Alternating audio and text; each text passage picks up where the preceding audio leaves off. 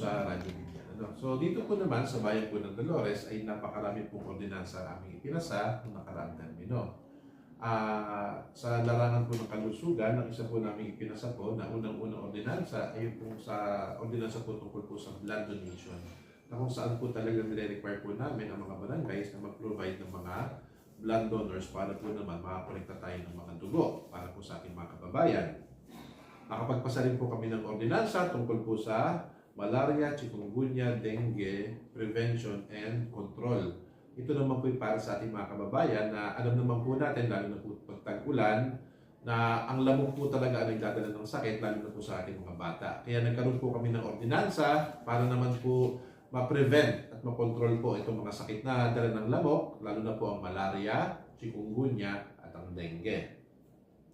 Nung pong kasagsagan ng ASF, na naging problema po, na actually ng buong bansa natin, at syempre apektado rin po ang Quezon at mismo nga aming kumbay na apektado po ng ASF, ay nagkaroon po kami ng ordinansa tungkol po dito. Ito po ang tinatawag naming Bantay ASF or Babay ASF. Na kung saan po ay amin pong kinatulong po ang ating po mga barangay para naman po makontrol po ang pagpasok po ng ASF dito po sa bayan ng Dolores. Dahil marami po sa mga kababayan natin dito sa Dolores, at kanya po talagang negosyo ay ang pag-aalaga po ng baboy. At ang latest po na aming ordinansa na ipinasa po para po dito po sa bayan ng Dolores, ito pong barkada. Ito po yung sa DOH na kung saan po sinusuportahan po at inaayudahan po natin ang ating po mga adolescents, ang ating po mga teenager, lalo na po sa kanila pong phase of life na kung saan po ay talaga naman po medyo critical po ito. Ito po kasi edad po ng adolescents, ito po yung medyo vulnerable stage ng buhay po ng isang tao. Kaya naman po nagpasa po kami ng ordinansa, katulong na rin po ang DOH, para naman po mabigyan po ng suporta po ito pong ating mga kabataan.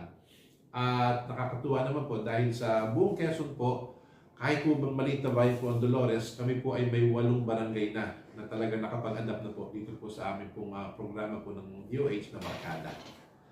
Tungkol naman po sa environment, as education po, kami po ay nakapagpasa na po ng ordinansa sa pag-establish po ng municipal college po dito po sa bayan ng Dolores. Hanggang ngayon po, tinatrabaho po namin ito.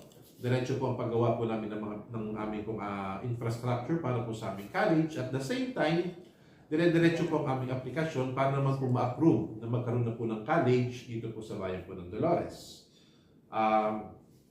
Nagpasa rin po kami ng ordinansa tungkol po sa alternative learning system na kung saan pinapalakas po namin ang programa ng ALS dito po sa bayan ng Dolores para sa ating po mga kababayan na hindi po nagkaroon ng formal na pag-aaral, gusto pa rin po namin silang